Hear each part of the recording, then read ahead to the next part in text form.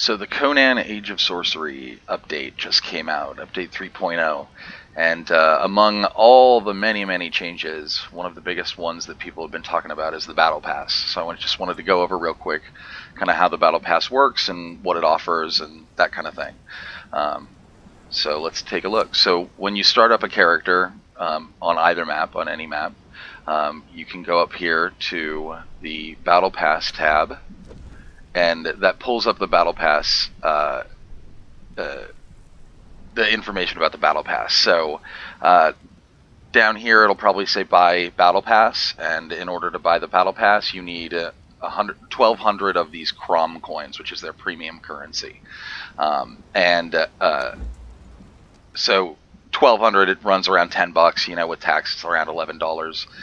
There is also a larger Battle Pass, which costs 2,400 Crom coins, which is $20. And what that does is that unlocks the first 15 levels of the Battle Pass. So if you want to kind of jump ahead a little bit, you can pay double the price. I just bought the basic one.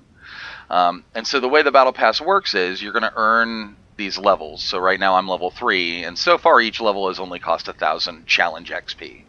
And every time you get a level, you unlock a new reward. So first was this armor set, and then this cool floor paint, and then 120 Crom coins, which you can see up here in the corner. So there are a total of 60 levels that you can gain per Battle Pass, and as you scroll through them, you'll see that pretty much every set of 6 offers 120 Crom coins. So if you grind through the whole thing, you'll end up with 1,200 Crom coins, which gives you enough to buy the next Battle Pass. So if you wanted to just grind it out, then you only have to really buy the Battle Pass once, as long as you're going to keep doing it. But you'll notice that a lot of these things are cosmetic. The armor set actually had pretty good stats, but it wasn't game breaking like that. I haven't noticed yet, but I haven't built it yet, so I'm not sure. And in addition to cosmetics, there's also some consumables. And we've noticed that these consumables, at least the first few, duplicate some of the new sorcery spell effects. So the Draft of the Dead gives you the ability to call the dead spell.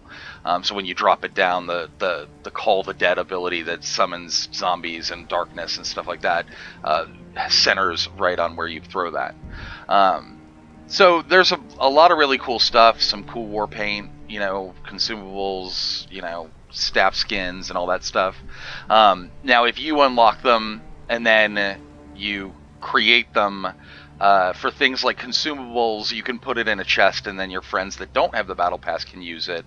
And for things like the cosmetics, you can build those and place them and whatever, but your friends cannot place them. So for example, if you build one of these candelabras and you put it in a container, it'll show up in there for your friends, but they won't be able to interact with it. But if you place it in the world, it'll still sit there and look pretty, but your friends that don't have the Battle Pass can't interact with it. At least that's what we found so far. So then there's some pretty sweet skins for animals and pets and horses and all that stuff. Emotes, obviously, things like that. And that seems to be about it, which I think is a good... no, you're not going to get anything in here that's going to be, in theory, that's going to be game breaking. It's not gonna. You're not gonna instantly win. Is again the intent. Whether that's whether they balance that out or not remains to be seen. So that kind of covers what the Battle Pass has. You can also spend Crom coins to unlock more levels if you just want to jump ahead, like I said. Otherwise, you're going to be grinding this challenge XP, and the way to do that is by using this challenges tab up here. So every 24-hour period, you're going to have a set of 5 challenges. You have the ability to re-roll all 5 challenges at once 3 times in every 24-hour period. Now, these range they have rarities. So common, uncommon, rare, and then there's legendary. And so they grant different amounts of XP based on the rarity and then what it's asking you to do. It's not it's not quite even, and depending on your level and where you're at in the game, some of these might be just ridiculous. So when I first started yesterday, which was the first day of the launch, my opening ones were like to collect black ice, to go to the Forgotten City in the jungle, and a bunch of like mid to end game stuff that I was not going to be able to do. So the advantage to that is that you can just hit this button and re-roll. Now the first five challenges, one in each column, that you do per 24-hour period, you'll notice are times 10 XP. So if I butcher 10 corpses, then I'm going to get 300 challenge XP up here. So, for example, this defeated Thafari Witch Doctor is 150, 1500 XP. So that's not terrible, like, even at a lower level. So that's actually a really, really good one. Now, defeating a mammoth using poison for 700 XP, that's much more challenging. So these aren't necessarily quite even, and again, depending on where your level's at and where you're at in the gameplay, some of these might be more difficult than the others. Like, for example, we're not ready to go to the Tower of Bats yet, so we're not going to do that one. So what I'm going to do is I'm actually going to show you how these rerolls work. So this is my first set for the day, for the second day of launch. And so I'm going to go ahead and hit reroll challenges. It says you only get a limited number per cycle. The cycle is 24 hours. The limited number is 3 per day. So let's go ahead and see what we get. So I got better ones, but you'll notice these 4 are all uncommons and commons. So while these are going to be real easy for me to do, they're going to grant me a very small amount of XP. So this is going to give me 1,000, 1,300 if I do these 4. Defeat a dragon, I'm only level like 38, so I'm not probably going to do that unless I get the whole crew to join me and go do that. So that one's not a great one either. So I'm probably not going to skip that. So I'll probably re-roll these as well, and see what the next set gives me. But I just wanted to talk about some of these a little bit. So for example, the harvest ones, harvest stone, harvest brimstone, harvest iron, harvest berries was one, cut down trees. All of those, when it says 0 out of 10, refer to nodes. So when it says harvest stone, it doesn't mean get 10 stone. It means harvest 10 nodes of stone, 10 nodes of brimstone, that kind of thing, right? Craft a weapon, craft armor, those are all pretty clear. It's any weapon, any armor, that kind of thing. Now, there's a whole mess of defeat, challenges. Defeat prey animals is a fun one. It's basically any animal that doesn't attack back. So it doesn't count if it's like the kudu, which isn't, is an herbivore, but it still attacks you, right? This means any animal that doesn't attack you. And then some of these are like defeat 10 exiles or defeat 10 black hand or that kind of thing. And then you have the bigger ones, which is defeat 1 target, that kind of thing. Some of these challenges require you to go to a place and do an emote. So like pray at the Temple of Set in the city to the west, Sepramero. So these are, the variety in these is pretty awesome, and I've been pretty happy with them, unless I get a dumb roll, and then but I have 3 rerolls, which so far has been enough for us to kind of roll through it. So you do these challenges. Once you've completed these 5, every time you complete a challenge, it's immediately replaced by a new one. You go into the challenge tab, you click accept or claim or whatever, you get the XP, and then a new challenge appears. Now, apart from these 5, the next 5 and the rest of them for the day are not times 10, so you'll only get 30 XP.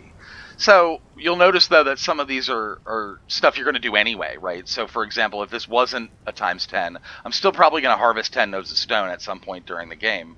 So I can still kind of grind out some smaller amounts of XP while I'm playing and that kind of thing. So it lets you kind of keep rolling if you're doing stuff, gives you a couple little goals, which is kind of fun.